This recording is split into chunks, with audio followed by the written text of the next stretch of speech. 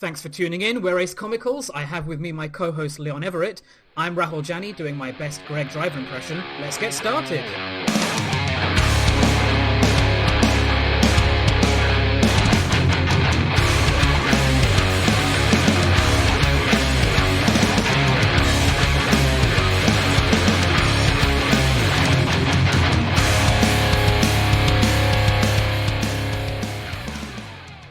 Hi guys, welcome to Ace Comicals episode 15.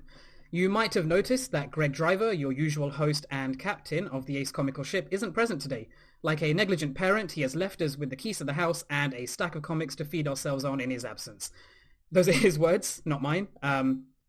Actually, he's on a really well-deserved holiday, so I hope he's having a great time in Hungary, I believe. Yeah.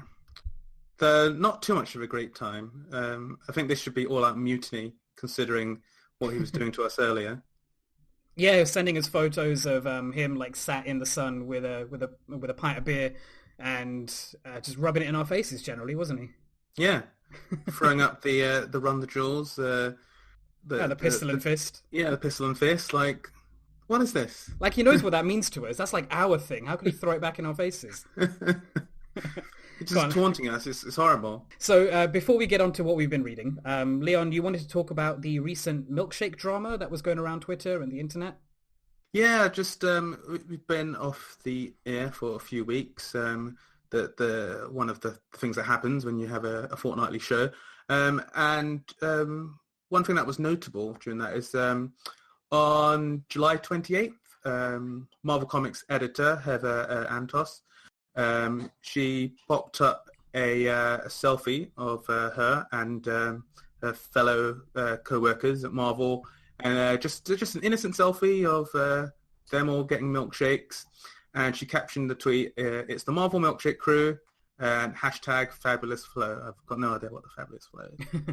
But yeah, posted that up, and it's just a nice innocent selfie of people getting milkshake, and they're all women. Okay, cool. And then 2 days later, she tweeted, "Woke up today to a slew of more garbage tweets and DMs for being a woman in comics who posted a selfie of her friends getting milkshakes." And basically what happened in that interim time is that the normal dudes, mostly dudes behind keyboards who feels upset with the current progressive way of a lot of main forms of media, which used to be their sole terrain, and feel it is being taken away from them with every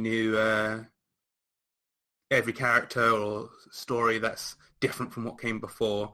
They already came out in force and were bombarding her and supporters and just making all general complaints, like saying, "Oh, Marvel should stop focusing on SJW stuff and just get to writing stories, and this is the reason why your sales are dropping," and blah, blah, blah. And bear in mind, the tweet says nothing like, not even a hashtag women getting it done or anything like that. There's been milkshakes. Yeah, it's apropos of nothing, right? It was just like an innocent, just a picture of them enjoying their job, which, I mean, let's be honest, most of us want that anyway. So perhaps it just boils down to basic jealousy and like not being able to handle, I don't know, not what are they not, what, I don't understand. We all want milkshake. We all want milkshake at some different level. And like they had milkshake and looking happy and smug with their milkshake. And it's like, screw you.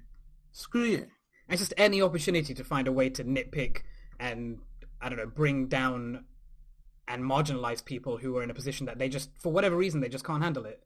And it's absurd. I mean, it would be one thing if it was jumping off of, like you said, a hashtag promoting some thing that they, for whatever wrong reason, they may not agree with. But it was just them having an innocent time and, I don't know, just enjoying themselves. And it makes so little sense to me. Well, yeah, it's just the key thing.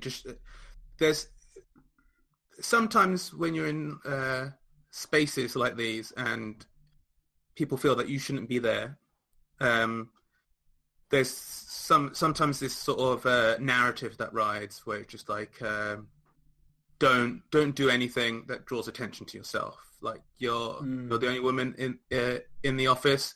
Like dress a certain way and don't step out of line. And if you're like a POC or something in a general like white area or industry, like just don't kick up a fuss. Like just keep quiet. But this is case in point why even then, like that's complete BS, because there's zero agenda. And even if there was agenda, who cares? But there was zero agenda on this one. And it's just like still like these people need no excuse. I mean, honestly, I didn't even delve too far into the negative comments that arose from this, because I couldn't be bothered to read too far into it. I saw the initial slew of really misogynistic and really easy low-hanging fruit type douchey comments, essentially.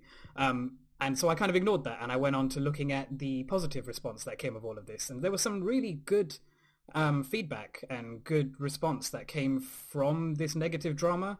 A lot of people were coming up with, what was the hashtag? Make mine a milkshake? Make mine a milkshake? Make mine milkshake. Right.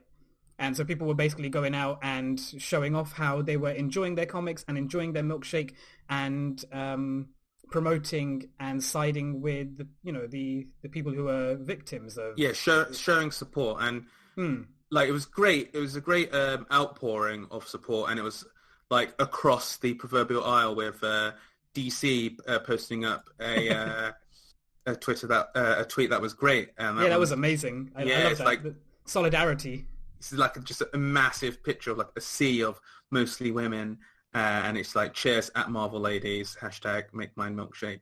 And then Marvel weren't messing. Like so many images were going up of like comics with people having milkshakes, which I thought was pretty good. And it was just, they turned a negative into quite a nice positive. And it's a real sort of rebellious pushback to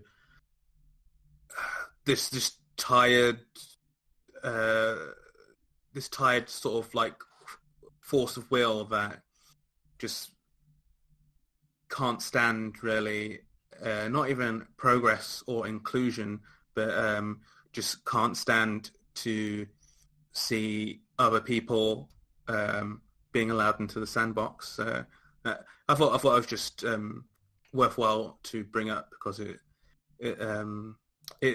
was a combination of showing sort of the dark sort of underbelly of this art form, but also this community, but also showing the sort of the shining positives of this community as well.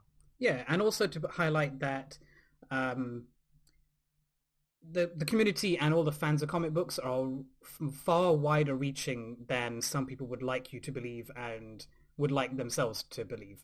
There's all sorts of people who love this medium and don't want to see anybody, portray a negative light towards it. And I think that's wonderful. So on from that positive point, shall we move on to what we've been reading? Let's do it. Okay, so regular listeners of the show will know that I talked about a comic called Demon by Jason Shiga last episode. And up until recently, the entirety of the comic was online. It was a webcomic that he'd ran for, I think, over a year. And very recently it's been published. And so he's taken it all down, and all he has up there is the first couple of issues maybe, or the first 10, 20 pages. So I read the preview and I was hooked immediately, and I immediately went out and bought as many volumes as I could get. I think there's 3 volumes out right now. I've only read the first 2, and the 4th is coming out in November.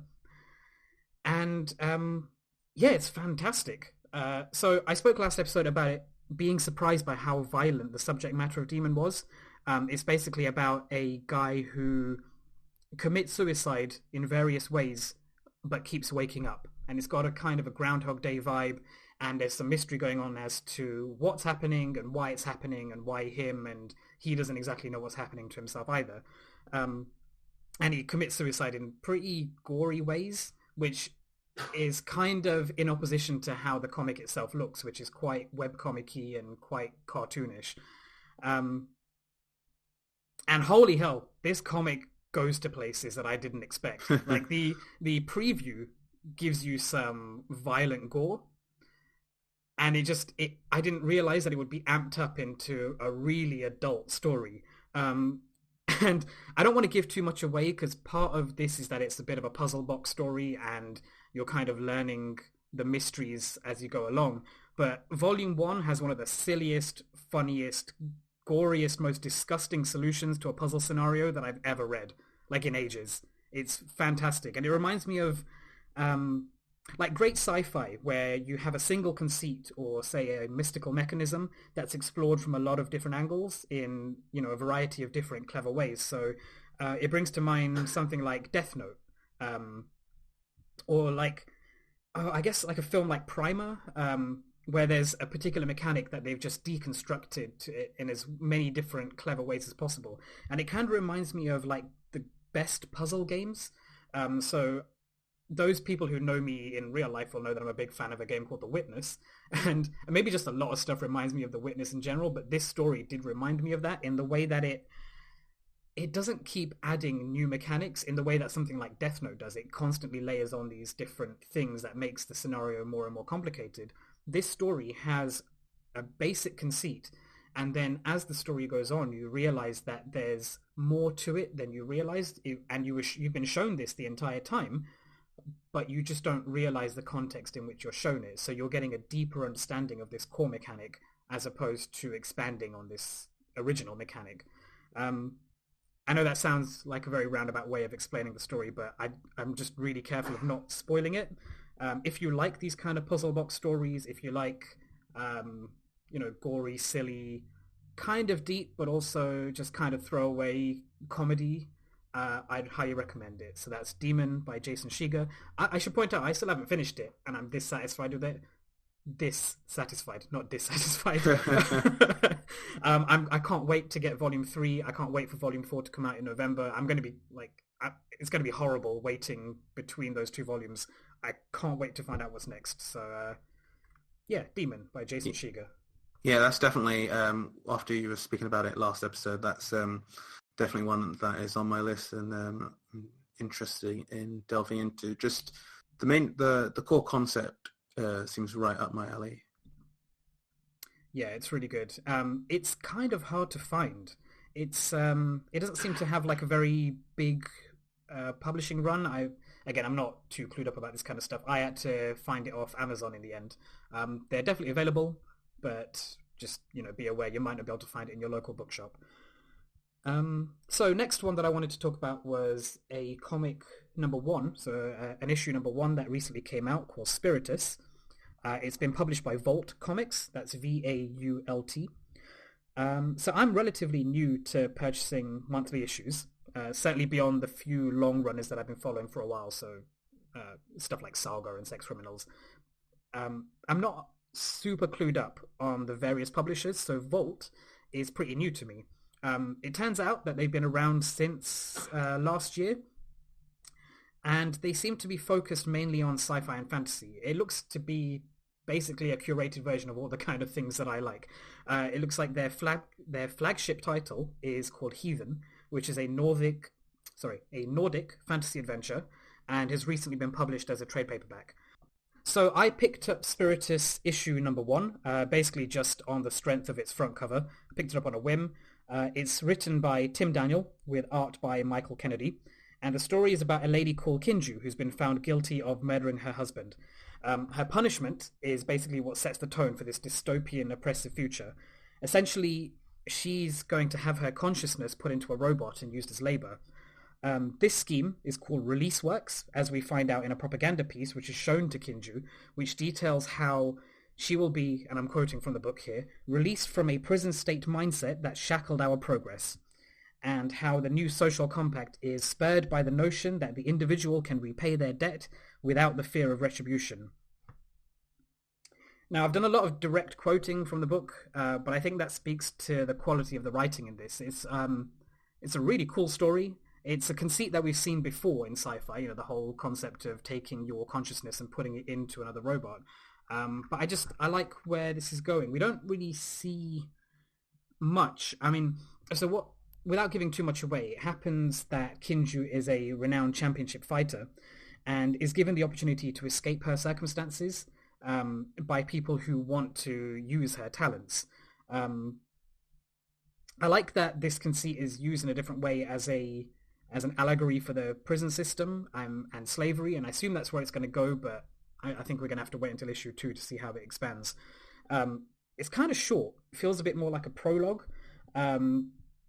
which is a bit of a shame. Like, it ends really quickly, but it has worked on me in that it's made me want to check out what issue 2 is going to be about, so that's definitely going to be on my pull list for the next month. Yeah, so the art's interesting. It's super stylized. Like, it's got a weird polygonal and triangular sort of vibe to it, but it's got a really muted yet colorful palette. Like with anything with comic book related, it's worth just giving a quick Google to see if the art style meshes with you. It's really strange. It's like everything is covered in shadow, but each of those shadows has a different hue.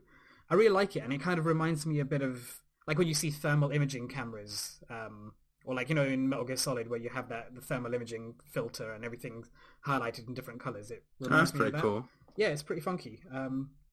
Yeah, I'd recommend that. So that's Spiritus by Vault Publishing, and the writer is Tim Daniel with artist Michael Kennedy.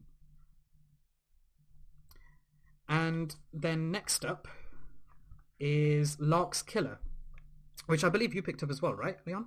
Yeah. Off your recommendation.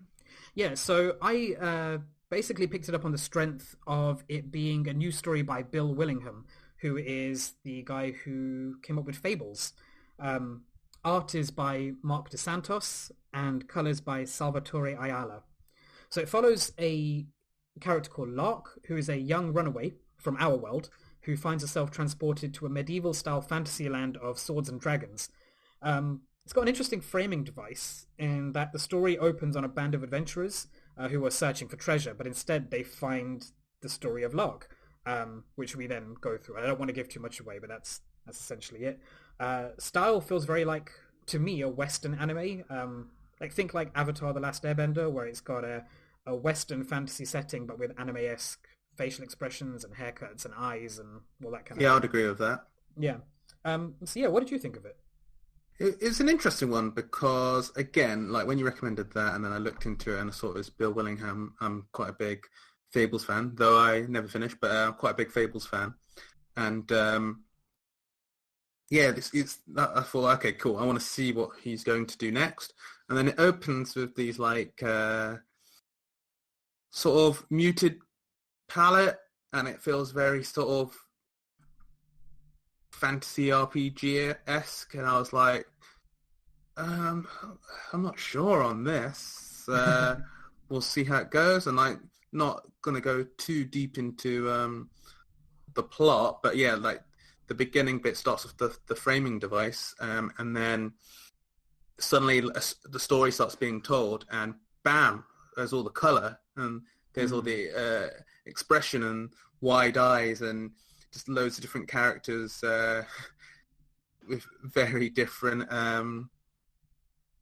very, very different allegiances and morality differences. So, like, yeah, it was quite interesting, and it did pull me in because the cover is like so good. Like I had the Jen Bartle cover, and like, well, like it's not really as representative of what the actual art is. I think it is a good draw to pull you in, and yeah, I quite like how DeSantos is able to go through both styles, and I like the sort of cartoony designs of the monstrous bad guys in it, and sort of like the ragtag connection of like people in this beginning town that we're in. So yeah, it's interesting, and it has a nice sort of hook in the sense that it feels like we're going to get a bit more and more of the story piecemeal each week. But then that leads to my main frustration with monthly comics, and it's just like, oh, wish I read a trade. Like 5 or 6 issues of this would have been nice, like, because it just scares me straight up. Then I'm going to like lose that momentum a bit when I go into issue 2. But yeah, no, I'll definitely be checking out the second issue. I think the writing isn't like really on the nose, but it's quite funny at times, witty, and I think one of the things that Willingham is just really good at is building worlds, as evidenced in Fables, and I think this has the potential to build a very interesting world. I'm not saying to the level and intricacy of that, but I think it's building, it's set parameters, and I think that it has a lot of potential to sort of fill in the dots and add some colour. Well, the thing with issue 1s is they have a lot of heavy lifting to do.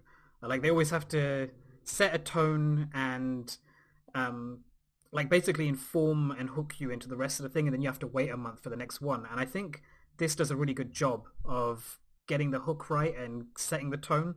Like, it sets up a cartoony but mature story, I think, where horrific violence happens, but it's not that graphic. And it's kind of a good balance between the two. And it's funny that you bring up the pacing of this and, wishing you had a trade, because I felt like, in opposition to something like Spiritus, where I felt like it wasn't very long and I wanted more, I think with this it was almost overfilled. Like, the story ends on the back cover, which is kind of unusual for a comic. Like, it feels like it just ends really abruptly, and for whatever reason they had to cut it down to fit exactly within these 33 pages. Because even the front cover, it boasts that it's 33 pages full of story, and I get the feeling it should have been like 40 or 45. Yeah. But they had to trim it down for bursting at the seams. Super is, yeah. But again, that's part of what makes me really want to get on to issue number 2. But yeah, I guess we've got to wait until next month, and you're going to have to start getting used to the pacing of this. Yeah, no, this is a killer, and as I've mentioned in previous episodes, that just find the monthly grind to be killing me on some stuff. But I endeavour to continue, because some of these series are just too engrossing to just leave there. So and I've never really been here like in the zeitgeist of so many different titles, so that's something that's new and interesting as well. Yeah, I'd have to agree. That's something that I'm still getting used to. And I love being able to look forward to something every month. And also like discovering new things every month. I just go to the comic book shop and just, look through the shelves, and just anything that picks, anything that catches my eye. I like just picking up these days, and that's not something you get to have very often. You don't get it with novels. You don't really get it with TV shows. I think it's pretty unique to this medium, and I really enjoy it. Yeah, I mean, it's the thing where sometimes, like, occasionally you might hear the buzz about something, and like check it out without really knowing the details, or be scrolling through Netflix as we all do, and find the odd film. But a lot of the time that's removed from time a bit, and it's like it's had its run by the time you see this stuff. Yeah. So yeah, it does seem quite a unique thing. Like, you walk into a comic book shop and it's or you go on Comixology, and it's so intimidating seeing like all these different titles. But if you like forget about that and forget about like the sheer quantity, and just judge a book by its cover and see what catches your eye, then you're always going to find something interesting. Yeah, I've done that so much lately. Literally just judging a book by its cover, and it's worked out so well lately. I think that's the way to go sometimes. Yeah. Yeah. So that's what I've been reading. So that was Demon Volumes 1 and 2, Spiritus issue number 1, Lark's Killer number 1. Is there anything you picked up that was brand new to you? Well, yeah, bouncing from that, based on authors who've done stuff that I really liked in the past, you have Secret Weapon. Secret Weapons is written by the Oscar-nominated writer of my favourite film of last year, Arrival, Eric Heiserer. And the art's done by Raul Ellen and Patricia Martin. And where do I start with this story? Because this is one that you've perused as well, isn't it? Yeah, and I think I did it a bit of a disservice when I tried to bring it up because I was kind of rushing through my notes. So I'm really keen to hear where you lie with this one, and then I can jump off that. Well, yeah. Well, following on from what you said in the past with it, I think this book has so much style, and it's hard to put like what it reminds me of, but it uses color really well, and it well builds really fast and really efficiently, but you still don't fully have a handle on who works with who. But like yeah, the story basically, without going too deep into it, you have misfits, basically superpowered misfits who've been kicked to the curb and are possibly being hunted. That's the core that runs throughout these first two issues. But yeah, it's just it's wild how it does it, because you're introduced to so many people, and they are sort of linked as they meet up, and you get tiny bits of backstory. But I found it to be quite effective, and the way they set up each of these misfits useless powers, because that's the thing there. You put it really well last episode, but like they've just useless basically, but there's like underlying use in them. So it's quite interesting to see this sort of feel of like mutants on the run feel, which is quite nice to see, especially pictured this way, because the world is not this dark totalitarian wasteland. Instead, it's this colorful world with really stylistic elements, like lots of good fuchsias and pinks and purples and blues. So yeah, I quite liked it. I mean, this one's one of those books where there's a bunch of different factions in the background doing stuff, and there's lots of like mystery and intrigue in the background. So you're sort of in the dark at the beginning as it sort of pulls you deeper and deeper into the world. Amongst all this intrigue, I think it effectively lays track for what could be a really interesting science fiction story, which doesn't surprise me from the screenwriter of Arrival. So I'm interested to see where it goes, and like I'm a real big fan, not just of like the art in terms of how color is used, but how action is conveyed.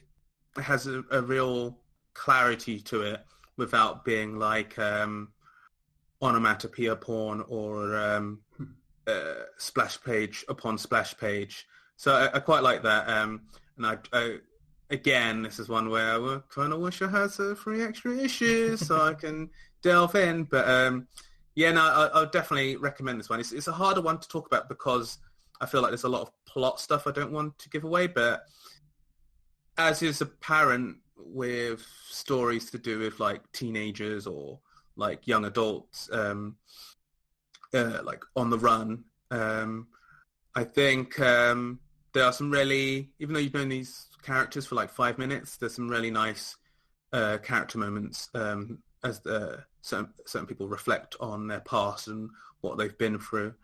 So I'm interested to see where it goes, and what other tricks it has in its bag. But yeah, definitely pick this one up. Just go in blind. Pick this one up. I mean, at the very least, you'll love the art, I reckon. Yeah. But I think there's a lot more going on. A lot more going on in the background, and a lot more stuff. I think there's things going on under the surface that are not 100% apparent yet. So I would definitely check that one out. Yeah, I feel like it's building something. I mean, this is the epitome of judging a book by its cover for me. Like, I just saw, ooh, pink, and picked it up based on that. And then the next month it was like, ooh, orange. So I'm hoping that theme continues. I don't know what the next few covers are like. The next one comes out on the 16th of August, but I'm definitely picking it up. I mean, there were a couple of things that I didn't get to say last time, which let me see if I can bring them up now. So yeah, you mentioned the colors. There's something amazing going on with the colors in this comic, where every page has like a different and new and consistent color tone. like each character has a color associated with them, or at least each setting does. Yeah. And I like how it uses that as a baseline for each new scenario or each new page. That's really cool. And yeah, you mentioned that it's written by Heisera, who, as you said, is the screenplay writer for Arrival. It really has a screenplay writer's sensibilities, I think, in the way that it, like you said, conveys action. There's some really interesting scenes where there's not a lot of dialogue going on, but the world is reacting to the characters, which is really clever and really displays the actions really clearly. And there's like another one that I really liked where there's two characters who've fallen asleep in this, in Yeah. the same place, and that just what it conveys without any words is fantastic. And it's I think that's, if it keeps up that kind of specific to the medium kind of work, I think this will be a great one in the long run. Yeah, no, definitely. And then following on from that, I also and this is another one that you've spoken about before, Crosswind. Oh yeah, cool.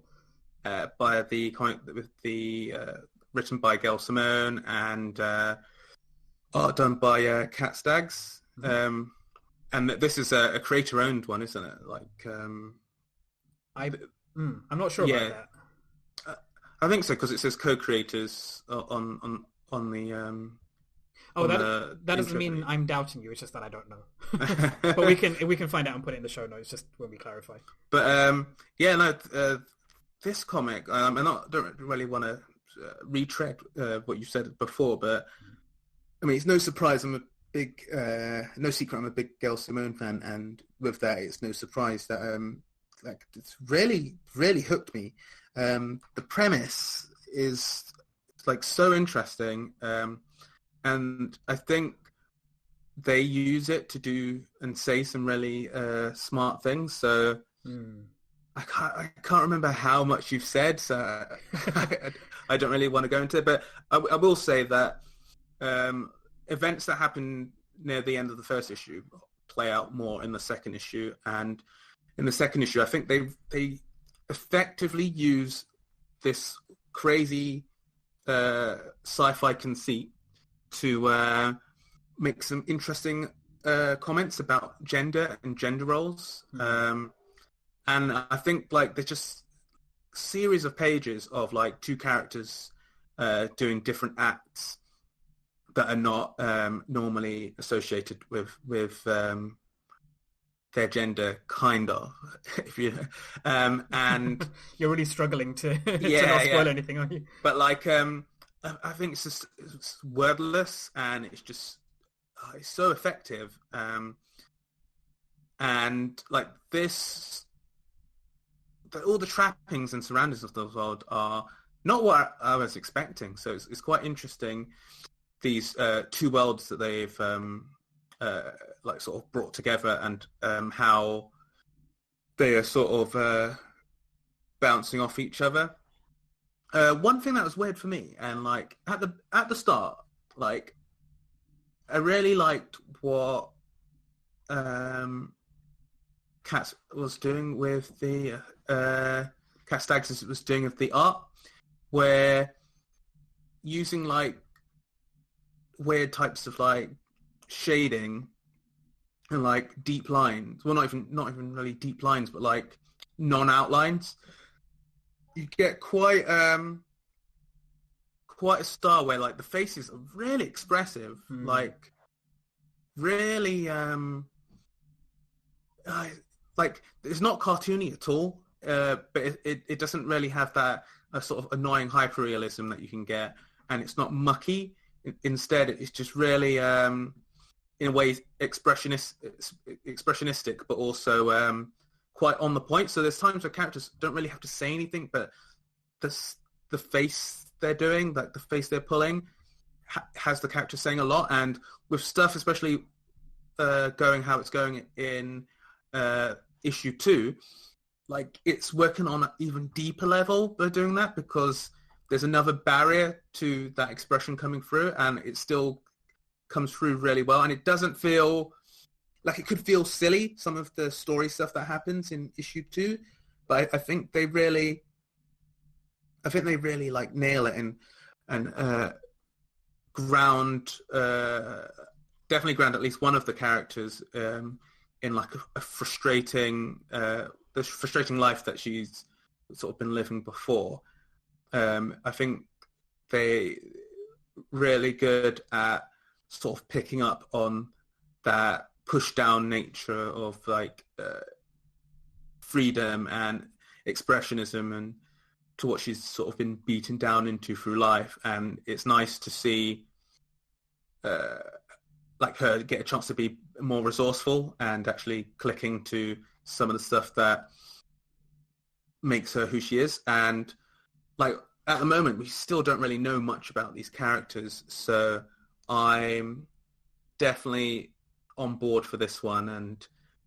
And this is going to be another weekly, like, what's happened? What have you guys done to me? This podcast to just curse me out. I'm a trade guy. I read trades, and you guys have just got me on so many monthly comics now. But it's all good, and I'm loving it. But just like, I think the thing that will be most interesting with this book is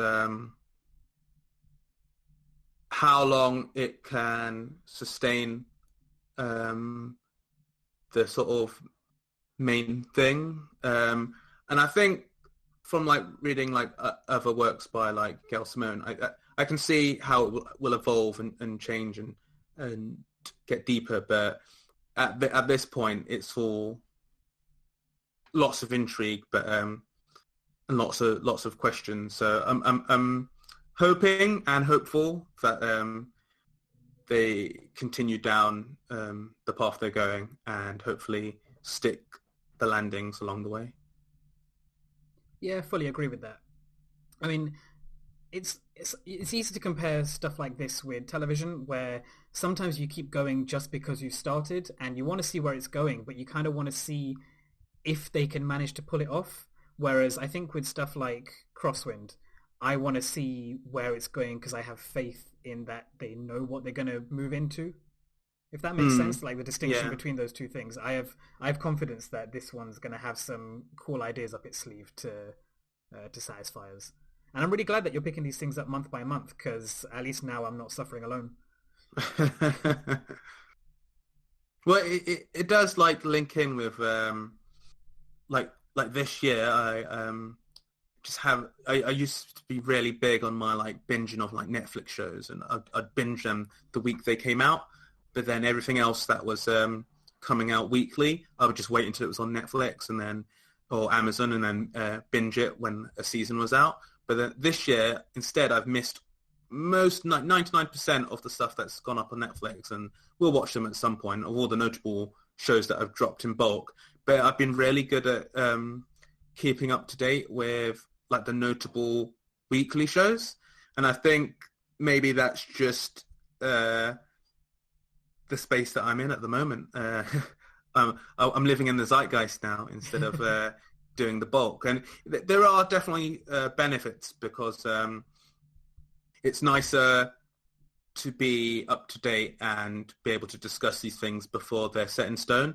And I do kind of miss the days of stuff like Lost, where you have the proverbial water cooler discussions. But I do love the sort of like theorizing without there being a definitive like answer for where things are going. So I do like that. So it's nice to be up to date. Yeah, it's cool. I mean, so is there anything... So which of these are you most looking forward to?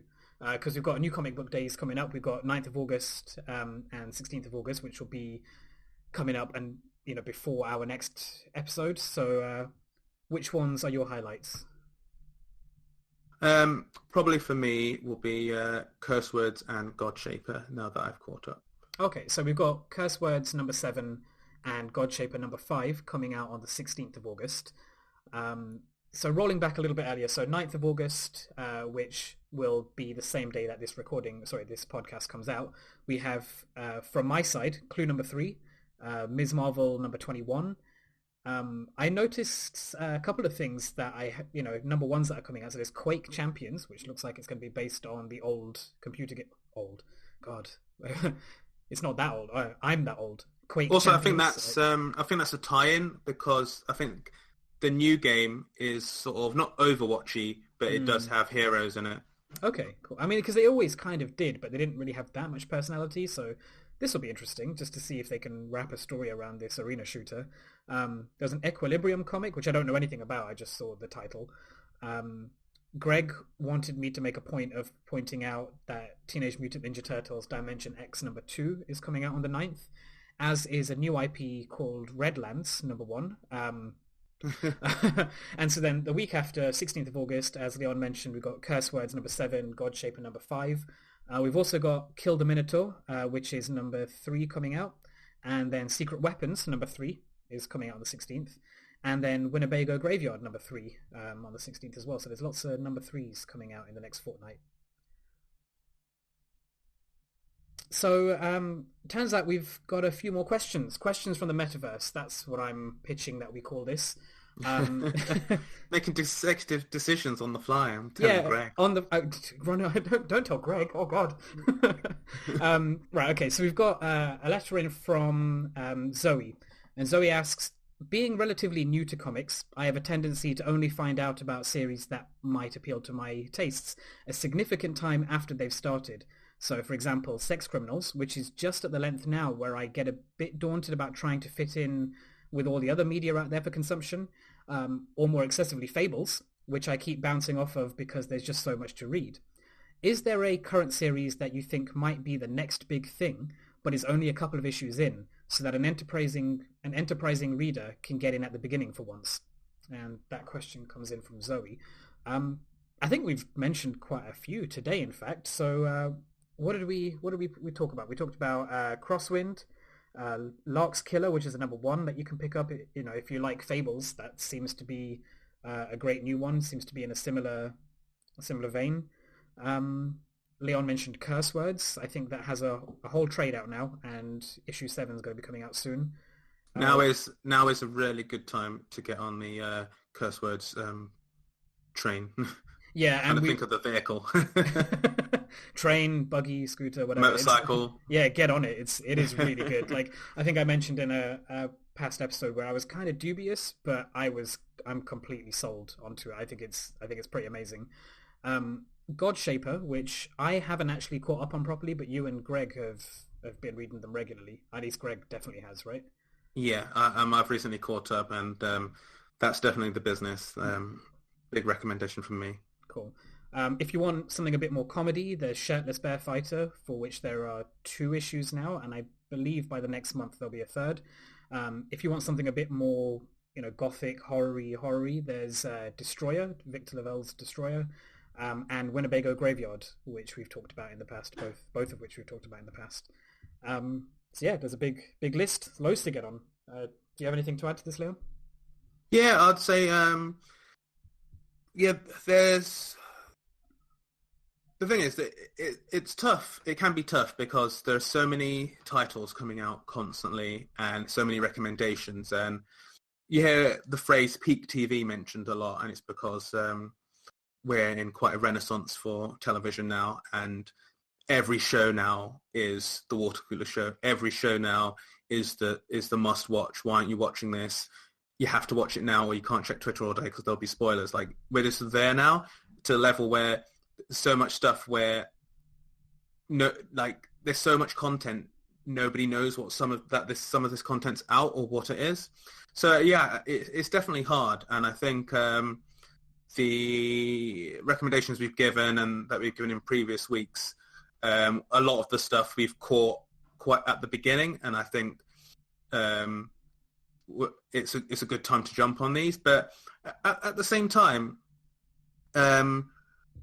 I think, because I've been here before, and I've definitely get intimidated by the sheer number of stuff. I had this a lot with manga, where you just look at the volume list and it was just never ending. And I definitely know what it's like, where you're sort of staring up a mountain of stuff. But I mean, comics each issue doesn't really take that long, and like there's not really a race to anything really if you're already behind. So I mean, the way I've started to try and look at stuff where they're outright classics that I should have read, or they're new stuff that people said get on this, is just read the first trade, read the first issue. If you like it, stick with it. If you don't like it, drop it. There's no reason to continue. But like, none of us have free time now. But like the odd free evening, you could probably get through two or three trades. So I don't like if you see something where it's like, say for instance, like Why the Last Man, which I would recommend as it's a complete title, so everything's there. You can binge that. I mean. When I initially got into it quite late, and it was in between issues 45 and 50 were out at the time when I got my hands on the first trade, and I did the horrible thing of catching all the way up, and then it was just as each issue was only coming out every 2 months, and there was big delays. Oh God! And to get the beginning like that, where it was just like at my leisure, and then to go from it being there might be a issue out this month, maybe not. So it was like a big sprint, and then at the end it was just sort of flailing away, trying to hold on. But like I know I had such a rich experience knowing that there was all these volumes waiting for me, and that I didn't have to worry about it being cancelled, and the story being left open, which is a big benefit of it. So I would say. I don't know, like, try not to be as intimidated by, like, some of these with big numbers. I mean, Fables is a bit of a harsh one because there's just so much. But there's a lot that are in the sweet spot of, like, 60 issues. And that is not that many trades. And you could do one a month. You could do one trade a month on a particular thing that, like, I know that there's... I tried to move away from this sort of race to eat content because I just consume so much media. There's just no time. I don't have time for all the games, comics, movies, like first world problems, yeah. But I think a way that I've started to deal with this is to frame it differently in my mind. And I'm very mood driven, and I don't want to read or play or watch something that I'm not enjoying just because I want to catch it up. But I definitely think it's worth just starting with issue one of 100 or whatever, and just going for it, especially if people you trust have recommended it. Just have that going, because in the meantime, you can read bits and bobs of other stuff, but there's no race, there's no deadline, and that's one of the great things about all of these things. They're still here, and they're still around in their various forms, and there's so many things that I've discovered years after the fact that really have affected me. And I mean, one of the ones currently now seem to do this with Brian Cave 1 is Saga, which I'm planning to catch up on. Like, that was one where at the beginning I was like really like, okay, there's an issue or two out, let me start reading this, left it, and now there's like billions, but I've read a couple of the trades, and I'm slowly like catching up with it. But I don't know, I think there's a big benefit to having a lot of stuff ahead of you to read. I think one of the things that I really love about catching up on stuff month to month, and going out and buying stuff as it comes out every single month, is that it does slow down that race. As you said, it's not turning things into just consumables. I get to look forward to something for, I slow myself down, and I get to look forward to something for a whole month. And that's fairly new to me as well. Like, the whole binging model is something that I did get into because I wanted to always keep up, and there's just not enough time. I love that about the monthlies. So if you want something that you can follow at at this comic book pace every month, we've just listed a whole bunch. I think you'll definitely find something to like in there.